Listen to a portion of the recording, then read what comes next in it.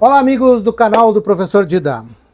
Canal que a gente fala sempre que é juntos pelo esporte, juntos pela educação, juntos pela cultura. E hoje, no nosso programa Futchugazon, que está chegando o encontro dos amigos do esporte, encontro dos amigos da cultura, encontro dos amigos da educação.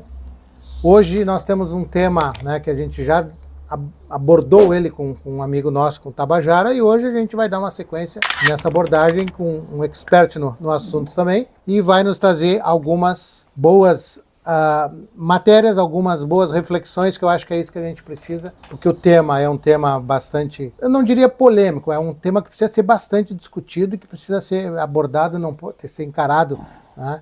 Não pode a gente deixar de falar sobre isso. E como a gente está no meio e fala-se muito no tal do futebol, a minha pergunta hoje, primeiro apresentar aqui meu querido amigo Sérgio Silva, que é sócio do Futchugas, fundador, uma pessoa que tem várias atividades pela cidade, aí, em vários meios, vários segmentos, professor, pedagogo, enfim, uma gama de conhecimentos muito forte que pode abordar para nós aí. Sérgio, uma alegria estar contigo aqui. Mas prazer é meu, professor. Vamos. Aliás, sempre é um prazer vir aqui na sua residência, né? Me sinto em casa aqui. E também falar sobre esse tema de racismo no futebol, que hoje, mais do que nunca, está aí, né, demonstrando que realmente existe, com nossos jogadores negros jogando no exterior, principalmente na Europa, e sofrendo com racismo, né? Inclusive uma lei que foi sancionada há pouco, que foi baseada nas agressões, digamos assim, que sofreu o Vini Júnior, né, que sofre ainda, né, porque não se sabe, e que tenta proteger os negros no esporte. E isso aí, uma consequência muito grave da escravidão que ocorreu no Brasil, né, que foi abolida lá em 1988 pela Princesa Isabel, mas que as consequências ficaram marcadas no povo brasileiro até hoje, até os dias atuais, né. E principalmente agora com o advento da globalização, né, a internet traz assuntos aí que passavam despercebidos, mas que agora não passam mais. E é um tema que antigamente ele era tabu, né, quase ninguém falava. Inclusive aqui no Sul, né, que é um país que normalmente é um país colonização italiana e alemã, né, portuguesa, claro, que foram os primeiros que chegaram aqui. E a gente, até hoje a gente vê que o Inter foi o primeiro time a aceitar negros no futebol, né? Que o Inter é time dos negros e o Grêmio é time da elite dos brancos. E isso aí ficou marcado. Até hoje o pessoal das antigas aí fala disso. Que na realidade não é o que aconteceu, né? Nós tivemos o futebol veio para o Brasil com o Charles Miller, né, que era estudante, e o Oscar Cox, que eram estudantes que estudaram no Reino Unido e trouxeram para o Brasil uma bola e algumas chuteiras. E aí começaram a aprender o futebol lá e começaram a ensinar os brasileiros, né, e portugueses, né, que a maioria era portuguesa. Ensinaram o futebol aqui no Brasil. Claro que o ensino chegou só numa elite, né, porque eles eram ricos, né, eles eram estudantes que tinham dinheiro e foram para fora estudar e voltaram. Então o futebol ficou elitizado naquele povo ali. E os negros e os pobres não tiveram acesso. Mas com o passar do tempo, os negros viram que podiam jogar aquilo separadamente, né? E começaram a jogar um futebol no outro lugar, né? Fizeram campos e começaram a praticar o esporte. E o primeiro time que teve negros no futebol foi a Ponte Preta, que é um time lá de São Paulo, né? Que foi fundado, um dos fundadores é o Miguel Carmo, que era conhecido como Miguel. Esse não deu Miguel, né? Não deu Miguel e ninguém fez mesmo. Já era Miguel. E a Ponte Preta foi um bairro onde fizeram uma ponte para o pessoal passar por cima e a linha férrea passar por baixo. Então, como tinha muita fumaça, né, a máquina era Maria Fumaça ainda, aquelas... Fuligem da máquina. A fuligem vinha e atrapalhava. Então, o pessoal que fez pintou de piche, né, uma espécie de piche na época, pintou toda aquela parte ali e a ponte ficou escurecida. Então, por isso, o apelido é Ponte Preta. A Ponte Preta colocou negros no seu time e começou a ter bons resultados, né? E isso fez com que os adversários ficassem com raiva, né? E aí a corneta pegou, né, professor? E aí começaram a chamar a Ponte Preta de jogadores, os negros, né, de macacas. E aí o Miguel absorveu isso aí e disse, não, aqui não nos chamando de macacas, nós vamos adotar um macaco como símbolo. E aí até hoje o símbolo da Ponte Preta é um macaco. E aí a ironia passou a ser uma realidade, né? O time absorveu bem isso, né? Foi várias vezes campeão do campeonato paulista, né? Com jogadores negros. E aí lá no Rio de Janeiro, o Bangu, ele colocou no time um artesão, trabalhava numa fábrica. Aliás, os jogadores na época eram todos empregados, né? Aconteceu aqui em Santa Maria, depois nós vamos falar sobre isso. O futebol não era profissional, né? Não profissionalizado, aliás. Então, o Francisco Carregal era um artesão que foi incluído no time do Bangu. E o cara fazia a diferença em campo, né? E isso provocou uma revolta lá na Liga, nos times que eram da Liga. E queriam que o Bangu parasse. Claro, foi esse aí, mais uns depois que vieram, né? E aí o Bangu começou a ganhar. E aí os times da Liga se revoltaram e proibiram o registro de pessoas de cor no futebol carioca. O que aconteceu? O Bangu, em protesto, se retirou da Liga. Mas os outros times também sentiram que não era o caso, né? E o Bangu retornou para a Liga com os jogadores negros. Em 1911 ele foi campeão da segunda divisão e logo em seguida subiu para a primeira e também foi campeão. O que aconteceu também no Bangu, né? O Bangu foi um time que abriu as portas na época. O Bangu, porque antigamente tinha uma divisão. Os negros e pobres, eles iam para geral.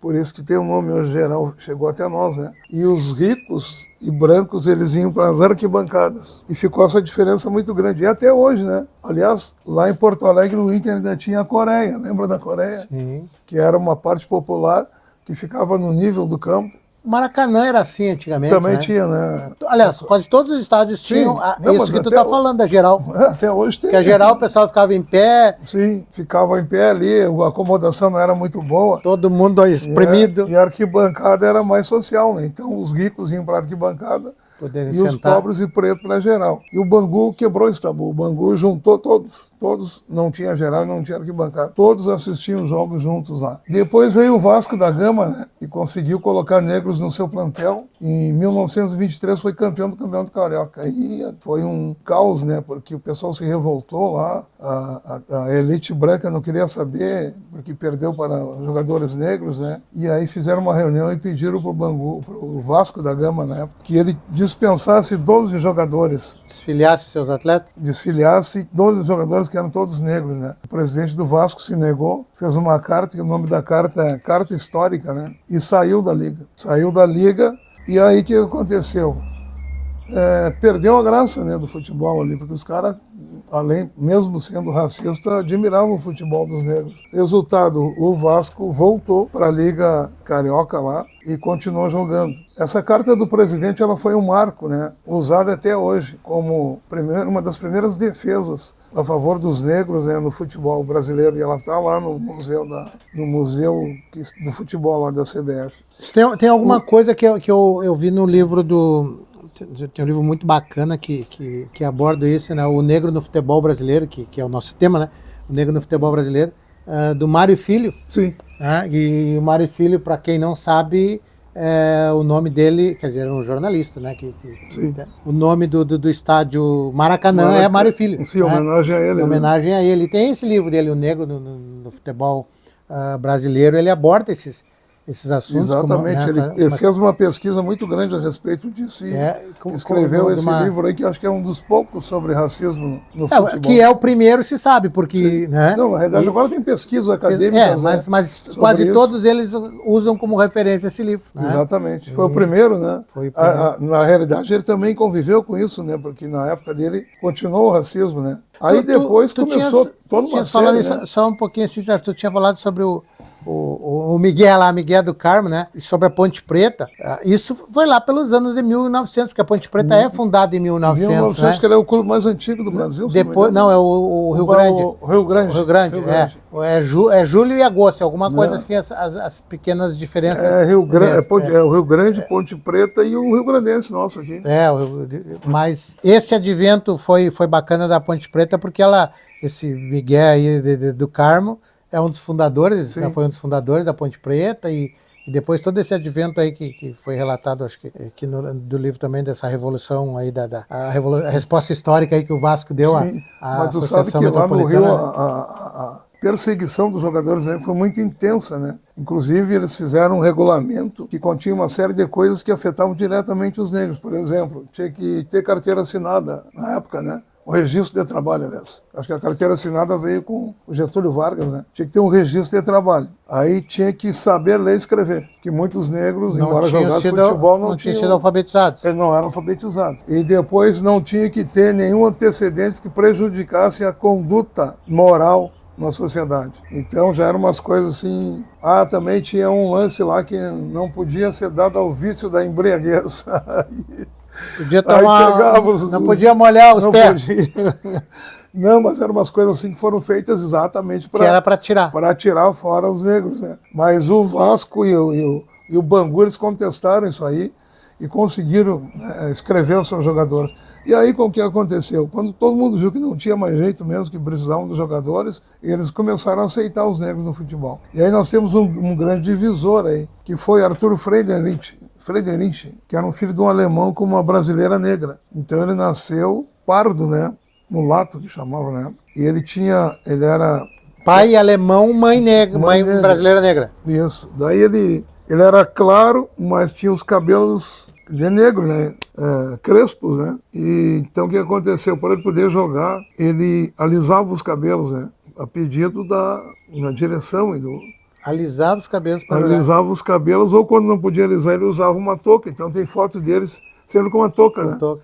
E parece que passava um pó no rosto para dar uma clareada. Aí ele foi um dos maiores jogadores brasileiros, né? Era ídolo lá, e era chamado de El Tigre. Então ele foi um marco aí, um divisor das águas, né? Porque fez com que se projetasse o legado negro do futebol brasileiro, que era foi um fenômeno, né? Um Pelé na época, né? Daí foi o primeiro jogador a ser convocado para a seleção brasileira e fez o gol da vitória no Sul-Americano contra o Uruguai, virou ídolo, né? Voltou para o Brasil aclamado, né? E aí realmente introduziu os negros. Mas mesmo assim, né, ainda tinha muitos negros que não conseguiam essa ascendência aí no futebol. O que eles fizeram então? E eles começaram a jogar em campos, fora dos campos oficiais, né? Gramados não oficiais, mas marcavam campos e começavam a jogar. E aí surgiu uma palavra que chegou até nós também, a várzea, que a gente usa até hoje, né? E muitos dizem várzea sem saber o porquê. Nem sabe por quê, né? Então os negros começaram a jogar em campos fora do padrão normal, que o pessoal começou a apelidar de várzea, porque era tudo aquilo que era aparelho assim, mas não era oficial. E até hoje a gente diz fora do futebol, até isso é uma várzea, né? Que é sinônimo de coisa que não é legal. E foi colocada, depois a gente leva lá para o outro lado, aquela... É uma várzea lá, porque é tudo que está à margem, né? Exatamente. Então chegou até nós, né? E esse campeonato aí, dali saíram grandes jogadores, né? Que obrigatoriamente foram incorporados no futebol, que na época era amador, depois foi profissionalizado. E o Fluminense, né? Que até hoje ele é tido como o time nobre do Rio de Janeiro, frequentado só por ricos e... Na época, uma coisa interessante, né, Dito, que tu sabe muito bem disso, o futebol antigamente era jogado com gravatas, né? A camisa era gola... Usava uma golinha, alguns até o tipo de uns jalecos, algumas coisas assim, e né? O pessoal botava uma gravata. Gravata, né? Isso. De boné. Sim, bonézinho. E os nobres, né, os ricos, eles iam para o campo de terno, smoking, bengala, e as mulheres de vestido de festa, vestido longo. Era um evento. Era um evento, exatamente. Na época até carruagem ainda existia, né? Século 1900, pouco aí tinha carruagem. Então o pessoal chegava de carruagem com cocheira. A burguesia chegava tudo... Os ricos, né? Porque os pobres iam a pé. Os pobres iam a pézinho. Tomaram aí, né? Tomaram aí. E, então o Fluminense ele começou a colocar jogadores negros, mas tinha um detalhe que os negros eram obrigados a fazer. Eles colocavam um pó de arroz no rosto para ficar claro, para o pessoal lá da arquibancada enxergar que era um rosto mais embranquecido. Só que daí, durante o jogo, você ia o pó de arroz, suava e o pessoal ainda limpava o rosto com a camisa. Aí quando terminava o jogo, lá no fim do primeiro tempo já estavam os negrão tudo com o rosto preto. Aí resultado, mais pó de arroz no intervalo, voltava o fim do jogo, era tudo negrão de novo. Isso aí deu, por isso o apelido, né? Do Fluminense, pó de arroz, né? Pó de arroz, né? por causa disso. Olha só, isso é cultura e ensinamento aí. Eu estou lendo a minha cola aqui, porque, claro, a memória do velho Não, é tão boa, e né? até porque isso tu tem um trabalho, uma pesquisa histórica aí que Sim. precisa ter subsídios mesmo, né? Então, fica à lá- vontade. E lá pelas tantas, lá apareceu um negro, depois do Arthur Friedrich, lá, o mulato, apareceu um negro mesmo, né? Que foi ídolo. E é considerado, depois do Pelé, os maiores jogadores do Brasil, os maiores do mundo. Leônidas da Silva. Leônidas da Silva. Que também alisava o cabelo, né? Mas depois de um certo tempo ele desistiu de alisar e passou a usar o cabelo normal, repartido no meio, como os brancos Lambido, usavam, né? cabelo lambido. Lambido. O Leônidas da Silva foi um marco também. E o Leônidas da Silva, quando ele viu que ele era bom, que ele era o cara, porque não tinha um salário fixo, né, dos jogadores, eles pagavam o cachê, que depois se tornou o bicho. Né, que até hoje o pessoal recebe bicho, né, por aí. O Leônidas da Silva, ele começou a pedir caro para jogar. E o pessoal começou a pagar, porque ele era ídolo, diferenciado. Diferenciado. E daí, um chocolate famoso na época, Diamante Negro, viu uma possibilidade de colocar o Leônidas da Silva como garoto propaganda do chocolate. E aí vendeu horrores, e o Leônidas foi apelidado de Diamante Negro, que chegou até nós, né? Olha só, pessoal, a importância que tem da cultura, do negro da cultura esportiva, né? Sim, né? Porque o Sérgio está passando para a gente aqui algumas coisas que a gente ouviu falar, mas não sabe. Sabia bem como é que era. Porque o Fluminense é pó de arroz. Sim. Sei lá, porque, de apelido.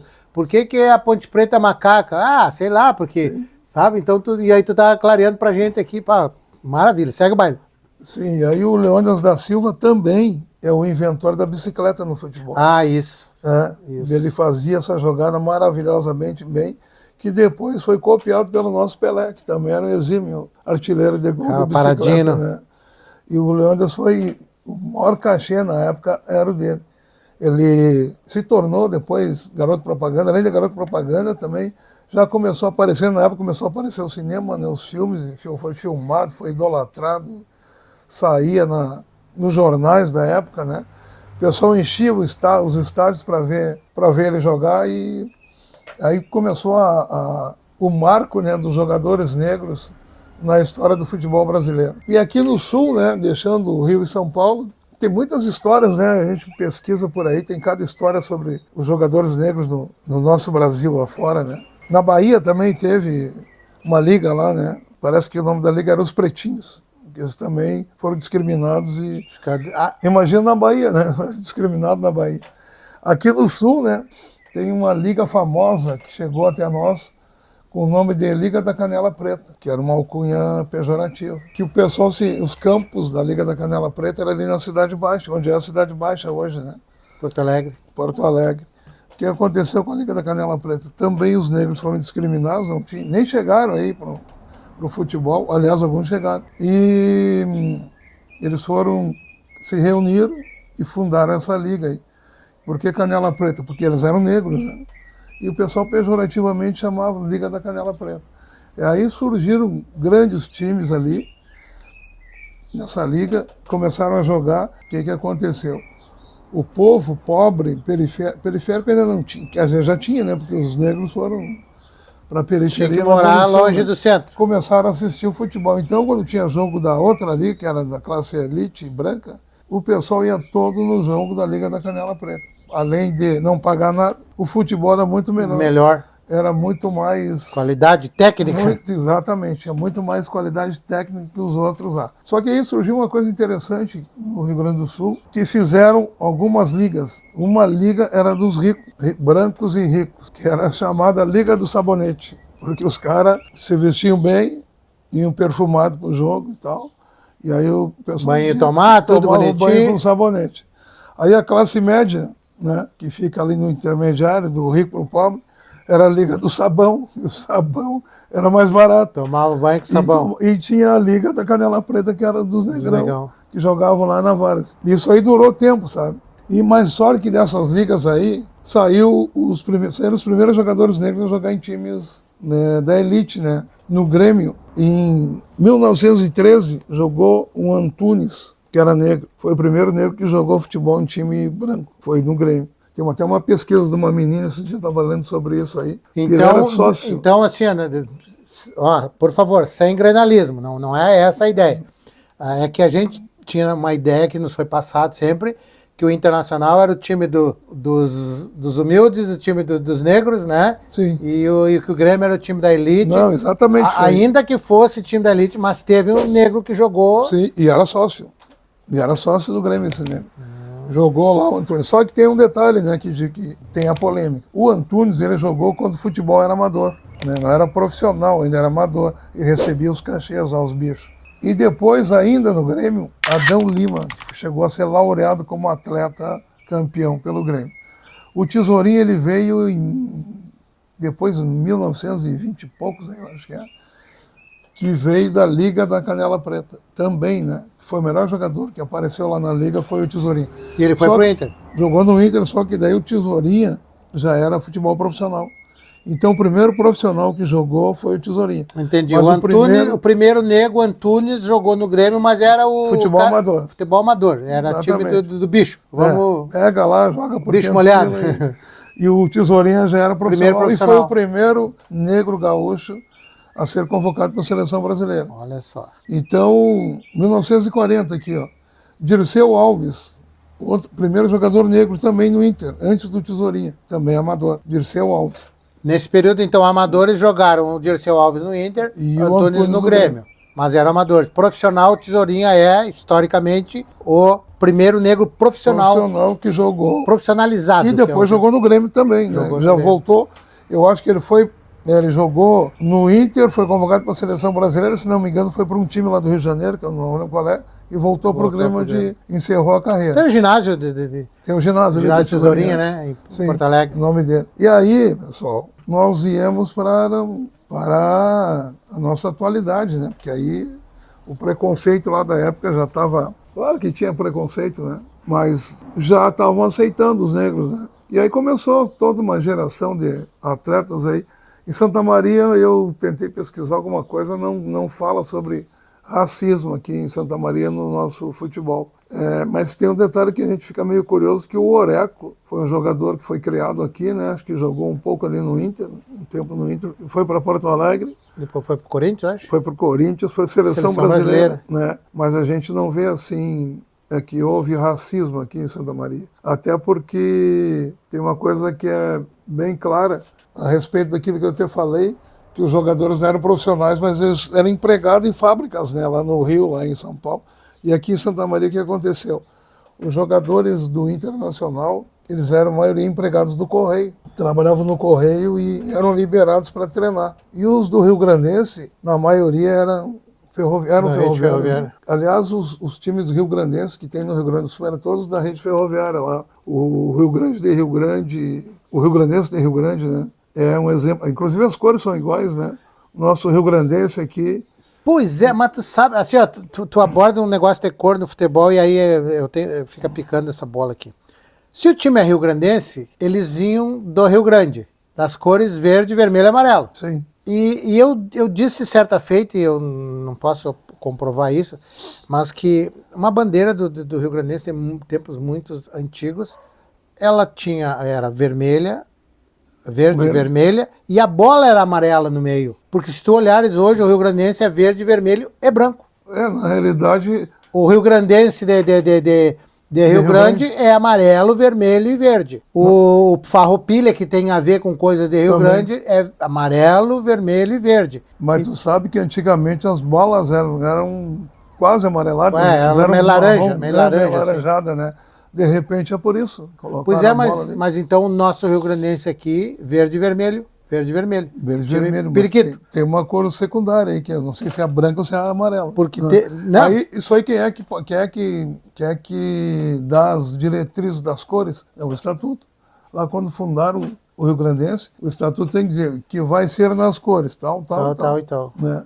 Isso tem que ver porque eu vou te dizer, trazendo para a Vila Brasil, por exemplo. Antigamente a Vila Brasil era azul e branco. Inclusive teve uma ala lá que era toda azul e branco e ninguém entendeu. Só que lá no script, lá, a sinopse do desfile estava lá. Homenagem à fundação da Vila Brasil, azul e branco. Aí lá num período lá, uma galera colorada assumiu, vamos mudar as cores da Vila. vermelho e branco. Mudaram até hoje vermelho e branco. O Inter daqui de Santa Maria assumiu um presidente aí, mudou as cores do Coloradinho. Lembra disso? Quer dizer, teve que mudar o estatuto também, né? Sim. E aí o Coloradinho ficou, não me lembro que cor era, eu sei que tinha um azul no meio, porque o cara era, a maioria da diretoria era... Teve um período que o era gremista. teve vermelho, branco e azul. Depois, quando foi Santa Maria, daí era cinza e branco, era outra história. Então, as cores dos times aí que tem a ver com ferrovias, eles tinham todos quase... Mas isso como predominante o verde... E a gente volta lá para o tal do futebol negro, do futebol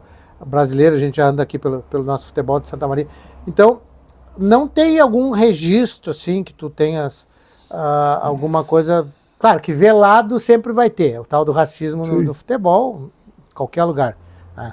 Mas não há registro nenhum, assim, por exemplo, que o Oreco era negro, né? Sim. E o Oreco ascendeu, foi seleção, e até porque a seleção brasileira era outra situação. Isso tinha craque, né? Tu sabe que eu sempre tenho uma dúvida, assim, porque eu gosto muito de assistir esses filmes antigos e a gente via principalmente ambientados no Rio de Janeiro, que quando tu fala do futebol pela ginga do negro, né? Que dava uma plasticidade maior ao futebol, pelos dribles, pelas fintas, pelas aquelas coisas ali, tem a ver com a história de que todo negro, 90% do negro praticava capoeira. Sim. Eram extremamente ágeis, né? Outra, não poderiam ser obesos porque não comiam, não dava comida para eles, né? Subnutridos. Não tinha como... mas isso a gente dá risada, a gente brinca, mas é por isso mesmo. Né? Já vieram, né, nos navios negreiros passando fome. Passando fome. Chegaram aqui, a porção de comida era reduzida, né? Limitada para que eles tivessem força para fazer aquela tarefa. E não engordassem, né? Não tinha como engordar, porque os caras trabalhavam 18, 19 horas por dia, no pesado, né? Lavrando e cortando cana, trabalho braçal muito intenso. E tem o detalhe das danças africanas, todas elas utilizavam giros e gingados, né? Todas, até hoje. A capoeira é um exemplo dela. Uma das danças é a capoeira, que depois foi transformada em jogo, em luta aqui pela sobrevivência dos negros. Mas até hoje, tu vê na África ali, os movimentos das danças... Se fala jogar capoeira, né? Jogar capoeira. Jogar capoeira. Sim, que na época foi colocado como jogo, né? Para poder disfarçar. Participar. Então, se tu olhar hoje as danças dos negros africanos, quase todos os países, eles usam mais a cintura e as pernas, né? E as danças dos europeus não.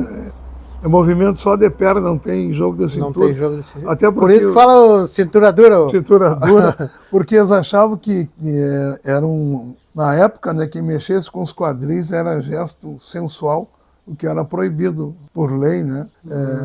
Fazer essa. Tanto é que o nosso Rui Barbosa, aí, que é famoso por ser águia de Aia lá, que defendeu o Brasil, mas ele era totalmente contra as danças negras, né? O machixe, na época, que era muito famoso, que é uma variação do samba. Foi a primeira música que entrou aqui com os negros. Ele era dançado mexendo os quadris. E o Rui Barbosa editou até uma lei contra isso. Tem uma coisa que quando tu começa a falar essas coisas assim, tu vê que todas as nossas raízes são negras, né? A gente, de tudo tem um pouco do negro. E os caras hoje querem falar que é uma história de que, na verdade, o dono Na realidade, né, Dida, teve uma época no Brasil que tinha 70% da população era negra. Por isso que começaram a trazer os colonos italianos e alemães para embranquecer a sociedade brasileira, que estava ficando totalmente parda, né? Porque houve o cruzamento dos negros com os portugueses, né? E ainda tem mais os índios, né, que a gente não falou. Que os índios também jogavam futebol. Tá, mas isso aí vai ser outra pesquisa. Os índios também praticavam esporte. Eu vi um... Sabe que... Bom, nós estamos falando de futebol, estamos falando né? Eu participei certa feita dos Jogos Escolares Brasileiros e todas as modalidades esportivas tinham representação de todos os estados, né? E uma coisa muito engraçada, me veio na cabeça agora, tu fala do índio aí, que tinha a Nação Indígena, era uma equipe que tinha classificado, acho que foi, não sei se do Pará, do Amazonas, que eles ganharam os Jogos Escolares na modalidade de futebol lá, eles ganharam lá. Sim. da região. E vieram. E eles que vinham representar o estado deles na coisa, nação indígena. E eu, cara, não tinha nada a ver na época lá com o futebol, porque eu tava com handebol. Mas eu fui olhar o jogo deles lá no campo de Ibirapuera, fui assistir os índios jogando. Nossa, Jogava, mas era jogar descalço, que os caras queriam jogar descalço, sabe? E só era forte, chegada, velocidade, coisa assim. Muito pouca habilidade assim, mas pô, tu fala aí, agora eu te contar essa historinha. Uma coisa interessante que aconteceu no Brasil, a nossa seleção em 1950, ela perdeu o campeonato no Maracanã, né? Maracanã, famoso Maracanã. Giglia, já até faleceu ano passado ou esse ano, não me lembro. O Gigia, né? Gigia. E aí o cara passou pelo nosso lateral e deu um foguete no canto. O goleiro era Barbosa, que era negro. O cara nem se atirasse a luva ia pegar. E aí, na época, até hoje, né, tem um estigma Barbosa nos goleiros negros. E aí... Mas é que ali, né, claro, deu não vou falar, deu um pé frio, não é isso. Juntou tudo porque o que aconteceu? Havia aquela ideia de que o Brasil jogando em casa, no Maracanã ia ser campeão, então sim, tido e havido como... Né, e a seleção muito forte. Né? Muito forte. E aí tu perde o jogo com uma falha do goleiro. Meu Deus, sim, foi crucificado. Crucificaram o Barbosa. Só que também depois, né, que passou tudo isso, os pesquisadores, aí, jornalistas e estudiosos do futebol, descobriram, né, que na época o pessoal viu, mas não quis ver, não quis aceitar, que o Uruguai era muito mais time que o nosso. O Uruguai tinha uns 3, 4 caras que desequilibraram o jogo. Entre eles o Gigi, esse aí, que jogava muito. E aí, mas aí o vítima, né, o bode expiatório foi o Barbosa. Tinha que jogar alguém, alguém vai ser ocupado. Sim, e a culpa é minha, eu boto quem eu quiser. O coitado do Barbosa, que depois foi um dos maiores goleiros da história do futebol brasileiro, mesmo o pessoal dizendo que ele tinha... Tendo essa estigma dele. E aí, o que aconteceu? Em 1954, a elite branca não sei se era CBD, né? Era a Confederação Brasileira de Desportos. Fizeram uma reunião e resolveram não mais convocar jogadores negros. Em 54? Em 54 não tem nenhum negro na seleção brasileira. Aí foram lá e perderam também. Não sei onde foi, me esqueci agora não. Aí o que aconteceu? Voltam os negros em 58, porque a imprensa já na época pressionava, né? Aí em 58 tinha uma seleção que era fantástica, né? E que ganhou, que foi campeão brasileiro. Primeiro título mundial. Que tinha todos aqueles boleiros lá de Companhia Limitada. Pelé. E os caras jogavam demais.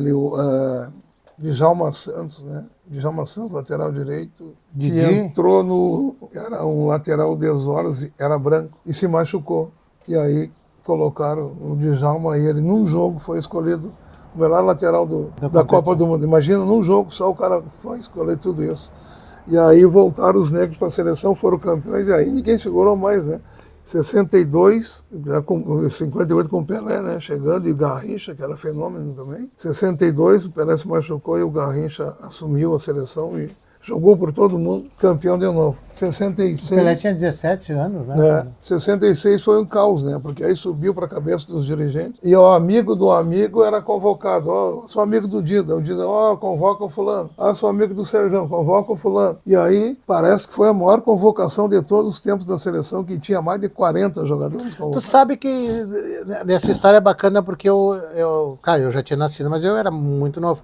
E depois eu fui ver algumas revistas, porque na época se fazia muitas essas revistas com fotos, sim, tinha álbuns de figurinhas, essas coisas tudo assim. E eu me chamou a atenção, acho que foi uma revista Placar em que mostrava assim, que não era comum apresentar os 50 que estavam na lista. Sim. Na verdade, o Brasil acho que tinha 60 na lista. Sim, era uma galera, né? E um monte que foi para jogar. Agora tu fala e eu tô lembrando. E aí virou uma bagunça só, né? Que o Brasil não conseguiram fazer um time efetivo. No primeiro jogo ganharam, se não me engano, da Hungria. Era Feola o treinador? Vicente Feola?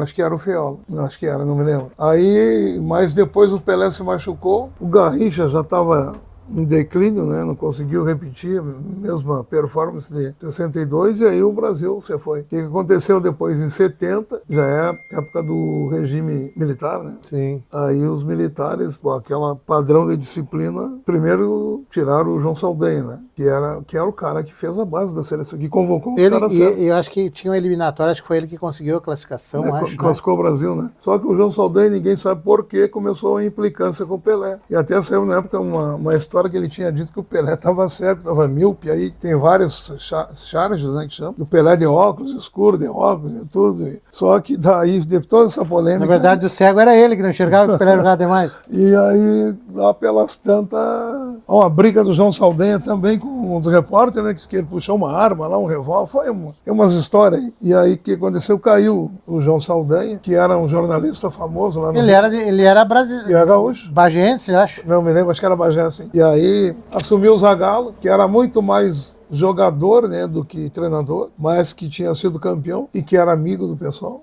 Inclusive amigo do Pelé, né? Ficou A tudo primeira certo. coisa que ele fez, colocou no time só os que jogavam. Uma coisa óbvia, né? Porque tinha só craque ali e o João Saldanha não queria fazer isso. Ele, por exemplo, o Rivelino ficava fora. O Clodoaldo ele deixava fora, que era a revelação do Santos, o maior volante que apareceu no Brasil. O Piazza, né? Ele botava o Piazza de volante, que tinha um baita, e era um baita jogador. Na realidade, quem escalava a seleção era um grupo de atletas antigos, ali, Gerson, Pelé, Carlos Alberto Torres, que era um fenômeno. Porque se a gente começar a estudar, ler um pouquinho mais sobre o futebol daquele período, esses jogadores, quase todos eles estavam... Fim de carreira.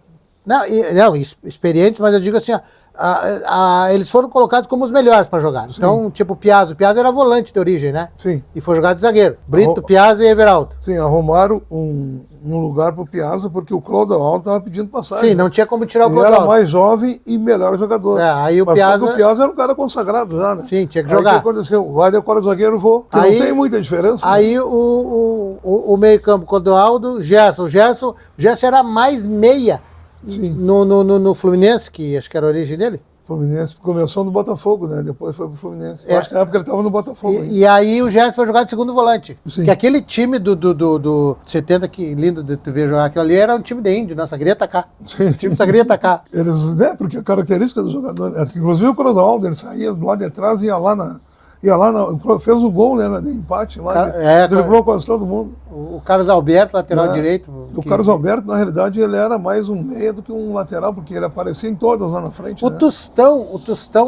Que era um meia atacante, né? O meio atacante acabou vindo porque não tinha... O Pelé tinha que jogar, né? Na realidade, não teve um atacante fixo na Não tinha, seleção. porque ele rodava, né? Sim. Ele rodava e... E aí o Rivelino acharam um lugar nele pela esquerda, que fechava pelo meio. Na realidade revolucionou o futebol, né? Que era o famoso 4-3-3, que na época ninguém jogava assim. Não, ninguém jogava. E aí e com qualidade, né? Porque ninguém vai contestar a qualidade. O único cara que não era técnico nessa seleção era o Everaldo, mas que era marcador. Então... Que ele entrou até, eu acho que foi por uma lesão do Marco Antônio, que era o Marco Antônio era o lateral esquerdo, né? Que o Marco Antônio era muito irresponsável, sabe? Ele era muito jovem na época. E aí Festeiro? O pessoal ficou com medo dele na seleção. Então pediram para o Zagallo colocar o Everaldo, que era o marcador. E para que isso? Porque o Piazza também saía lá de trás, né, com a bola dominada e aparecia lá no meio de campo. Muita qualidade. Então o Everaldo fechava pelo meio para ficar tipo de um quarto zagueiro quando atacava. E a gente olha os jogos aí e vê que isso aí realmente aconteceu, né? Então foi uma coisa assim que mudou o sentido do futebol na época. E os outros times alguns times tentaram fazer isso, só que não tinham a qualidade que tinha a seleção, então não tinha como, logo abandonaram esse sistema de jogo. Vamos trazer o racismo agora para o nosso... Isso, vamos lá, porque... Nossos dias atuais. Isso, traz para cá. A gente está vendo aí, em vários locais, o pessoal fazendo gestos de macacos, né? E isso começou com os argentinos, né? Porque a Argentina é um país extremamente racista. Toda vez que eles jogam contra o Brasil, acontece além de racista, eles são anti-brasileiros, né? Porque todos os jogos de Brasil com a Argentina sempre acontece. É uma rusga. É uma guerra, né? E aí começou lá nos Estados argentinos, chamar os brasileiros de macaco, fazer gestos e tal. E isso aí, alguns ignorantes brasileiros aí trouxeram para os nossos estádios. Então hoje a gente vê aí, na maioria dos estádios, esses gestos. Inclusive aconteceu aqui na Baixada, né? Com um time de fora aí que veio, trouxe filho de um dirigente ainda. Claro que as punições estão sendo severas, né, Dinda? Porque a gente tem que coibir isso aí com eficácia, né? Os times têm que ser punidos, as torcidas, né? Já teve estádio fechado aí, jogo sem torcida por causa disso. Eu falei outro dia aqui numa conversa que eu estava com o Tabajara, né? Dentro do nosso programa, a gente abordava esse assunto assim. Eu falei para ele assim, eu digo, cara, essa é uma das poucas coisas assim que eu no futebol me incomoda, sabe? Porque o futebol é um ambiente de alegria, claro que, né? É paixão, é passional. Um ambiente de alegria. Então, assim, dizer, o que tu não gostou do futebol? Não, meu tempo já passou, tudo certo, tudo beleza, né? Mas uma das coisas que me incomodou, porque quem vivenciou vestiário de futebol, quem trabalhou sabe que dentro do vestiário não tem nada disso, cara. Não tem aquela história do jogador. Os caras se chamam, tu chama de negão, chama o outro aqui, mas é uma coisa extremamente saudável, né? É uma coisa mais amigável. É, não é depreciativo, não é nada assim. Aí uns babaca dos caras da torcida, esse é o termo que eu gosto de usar pra torcedor, assim, uns babaca, porque os caras não têm noção. Os caras sentam numa arquibancada e aí a coisa mais bonita que eles acham hoje é chamar o cara de ô nego, macaco, porra, sabe?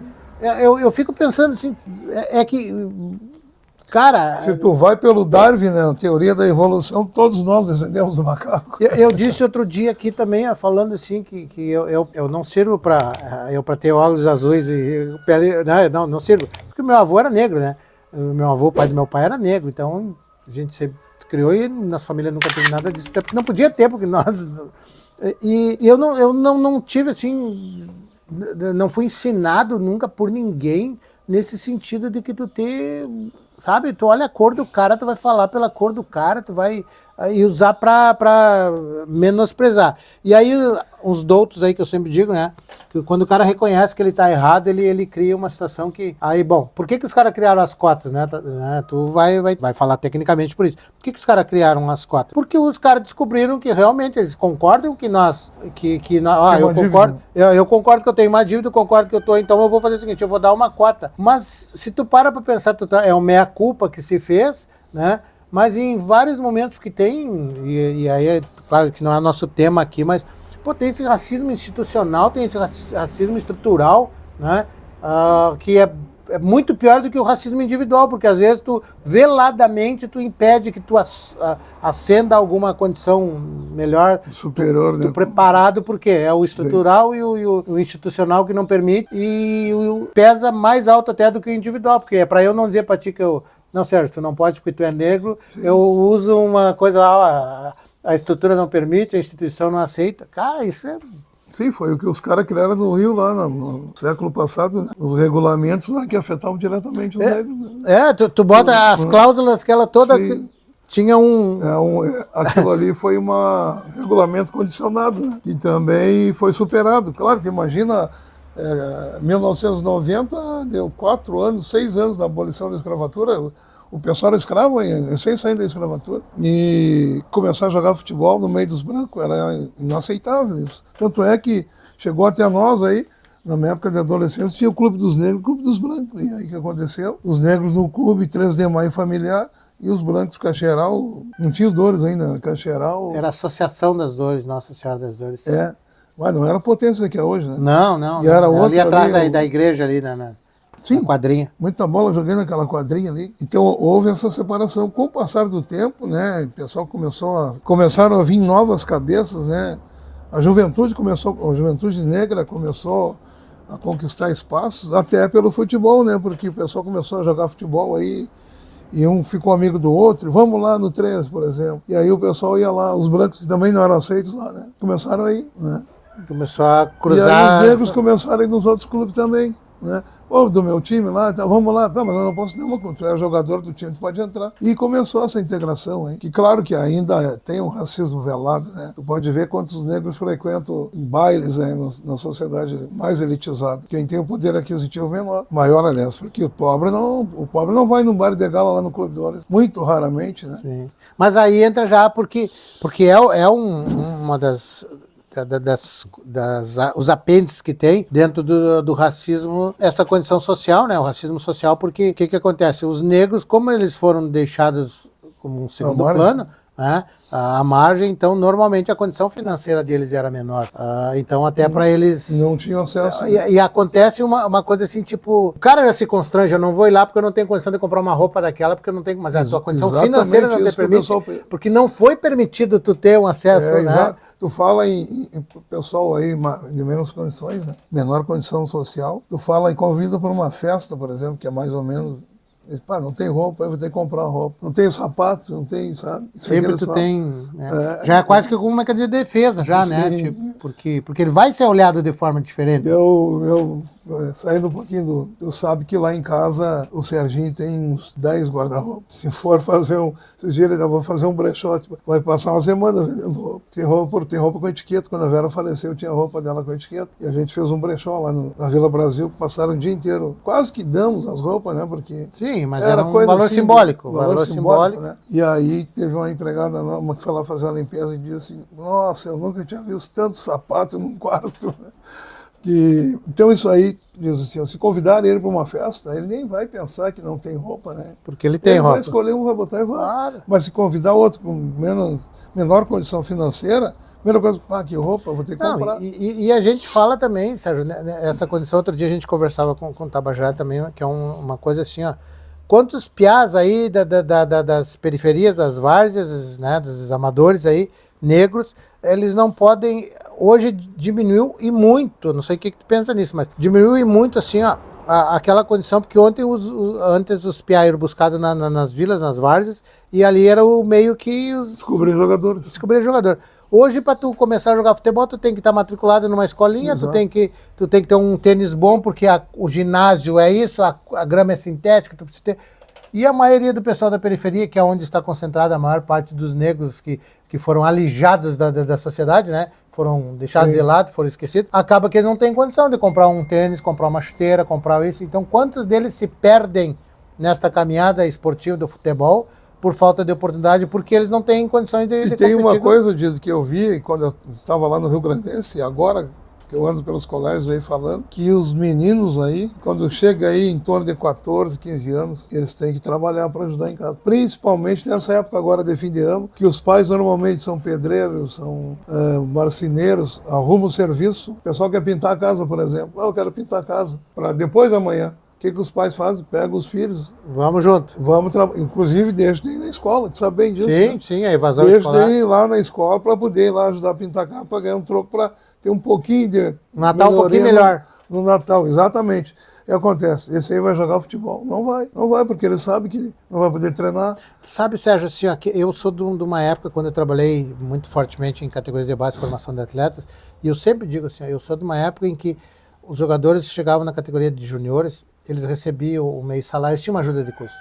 O meio salário, alguma coisa, que é uma idade que o menino está com 17, 18 anos. E eu disse para muita gente, assim, ó, hoje, com o fato desses piá não ter um dinheirinho, porque eles têm uma namorada, cara, eles querem sair, querem pagar uma Coca-Cola, mas eles não têm dinheiro para pagar uma Coca-Cola. Quer ir no cinema, né? Eles querem ir no cinema. E aí, quando mais não seja, às vezes ele tem que comprar o seu material para jogar futebol. Sim. E eles não têm. Então, assim, ó, a gente não se dá conta disso. Quem é do meio da bola precisa dar uma olhada melhor nisso aí. Ó. A gente não se dá conta do quanto tem de jogadores com potencial que ficam no meio do caminho por questões financeiras. Por questões estruturais, né, que eles não conseguem acompanhar os outros que têm uma melhor situação e acabam não jogando futebol. E muitos outros que não vão jogar futebol profissional, que poderiam jogar aí, fazer uma categoria de base e depois jogar profissional, porque eles visualizam que já com 17, 18 anos ele joga num time amador, os caras dão R$50 para ele no final de semana, dão R$100, sei lá. O cara é a chance que ele tem de pegar um dinheirinho. Então ele vai pegar aquele dinheiro dele, ele não vai treinar a semana toda. Não precisa treinar a semana toda, porque chega sábado e domingo eu tenho... Mas quem sabe que jogador não teria ali? Exatamente, né? Então, isso aí. Mas isso aí agora, tem mais um detalhe, né? Os empresários, né? De jogador aí com 14 anos já tem empresário. E os da periferia não conseguem fazer isso. Não conseguem fazer. Porque os primeiros têm que aparecer num time profissional, né? Para ter um empresário. E os da periferia não conseguem. Então eles ficam jogando na várzea ali exatamente por 100, 150. Não treinam, não precisam treinar, né? E passa o tempo. Se tiver que ajudar, o pai vão ajudar, mas no sábado e no domingo eles estão livres. Aí ou trabalho até meio-dia e de tarde vão jogar bola. Tem uns que jogam na sexta-feira, tem um torneio de futebol 7 por aí que os caras estão pagando também. Aí joga sexta, joga sábado, joga domingo. Brincando, tira uns 400 pila aí. Sim, não precisa trabalhar, só jogar futebol. Não precisa treinar, porque o grande problema... Não precisa treinar, só jogar o futebol. Exatamente. E aí tu está perdendo grandes jogadores aí, com futuro, exatamente pela parte financeira. Mas, Sérgio, nós estamos quase fechando uma hora da nossa conversa aqui, conversa boa, né? Eu acho que a gente tem assunto para muito tempo, né? Exatamente, né? E hoje, assim, como eu digo, a gente queria abordar um pouco dessa coisa do futebol e tu trouxe para nós aí, né, internautas, uma aula aí sobre a história do futebol, porque tem coisas que a gente desconhecia, tenho certeza absoluta. Entre lá no canal, curtam, comentem, se inscrevam, entre lá e fala se você sabia por que o Fluminense é pó de arroz. Pode até nos questionar algumas coisas que a gente comentou aqui, né? O pessoal pode até ali ajudar a gente no chat, né? Escrever, perguntar, me passa aí que eu... Porque o que é interessante? Nós precisamos, como eu sempre falei, né, que a ideia do Futchuras era a gente trazer sempre alguma coisa de conhecimento. Então, o Sérgio não está aqui sendo entrevistado, o Sérgio está aqui contando umas coisas para a gente, que ele estuda isso, que ele se preparou para que faça. E muitas pessoas não sabiam, várias dessas coisas, olha que eu me considero um cara que sabe tudo de bola, não, sabe tudo de bola, não sei. Eu me considero um cara que estou no meio do esporte há bastante tempo e algumas coisas realmente eu desconhecia, né? Até porque precisa pesquisar, alguém tem que se debruçar sobre a história. E como a história é bonita, né? Agora a gente tem, Sérgio, tu já está convocado para isso, nós estamos preparando aí, eu e o professor Gilson, alguma coisa sobre o resgate, agora sim, do futebol do Salão de Santa Maria. Sabe? Agora nós já temos vários jornais de várias épocas aí. Eu acho que eu tenho uma pesquisa sobre o time que eu joguei lá, o Riachuelo. É importante. Eu vou tentar achar lá em casa. Importante, porque eu já tenho, inclusive, eu já concluí alguma coisa sobre o ano de 1981.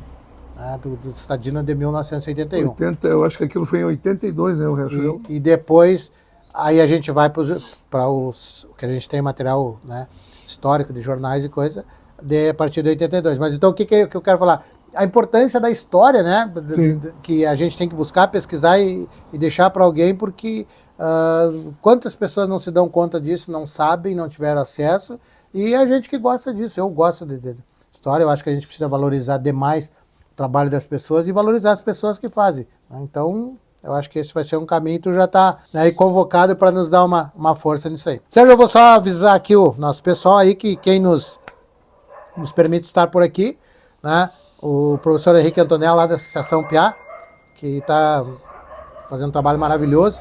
Hoje ele trabalha com os alunos de 4 a 13 anos e uma coisa interessante, ele está com equipes femininas lá também, né, até porque breve a gente vai ter um campeonato feminino, então é importante isso que ele já está ensinando. E aquilo que eu sempre falo, o CT dele é lá CT da Escolinha Piá, lá na faixa Nova de Camobi, na RS 287, RST, me disse certa feita o professor Gilson, 287. Faça um contato com o Henrique pelo telefone 984 34 69 31. E aquilo que eu gosto de dizer, se você tem filho, neto, irmão, vizinho, amigo do amigo, leve lá pro Henrique para ele ensinar a jogar futebol. Mas agora eu digo, se você tem filha, neta, vizinha, sobrinho, uma amiga, leve lá também, porque o futebol feminino está muito forte, precisa desse apoiamento aí. Então, lá na escolinha da Associação Piá, com o professor Henrique, ele é um queridão, nos dá essa oportunidade, a gente está conversando com vocês aí. Eu acho que o Futchurazon vai ficando por aí. O Futchurazon é o encontro dos amigos do esporte, né, aqui dentro do canal do professor Dida, aqui, Juntos pelo Esporte, hoje, mais do que nunca, juntos pela cultura, né, uma coisa muito legal. Somos da consciência negra. E este mês, um mês importante. Por favor, pessoal, não vamos nos ater apenas e tão somente a combater o racismo nesse mês da consciência negra, mês de novembro. É todo dia é dia de combate, né? Não existe aquela história assim, eu não sou racista, tem que dizer que eu sou antirracista, né? Eu tenho pavor disso, então não é dizer, eu não sou, não, tu tem que ser contra, sempre, né? Porque isso não cabe mais nos tempos atuais. A contribuição do negro é diária em todos os setores da sociedade, em todos os setores da vida, né? Vocês poderão ser salvos por um negro que é médico, vocês poderão ser salvos por um negro que não é médico, mas que em algum momento pode te atender, né, te ajudar. E somos todos irmãos, né? Não tem, para Deus nós não temos cores, né? Então a nossa alma precisa ser uma alma pura, e essa pureza ela vem de que nós somos todos irmãos, sim. Então, show! Racismo, como você diz, né? Sérgio, brigadaço aí. Obrigadão aí pela alegria.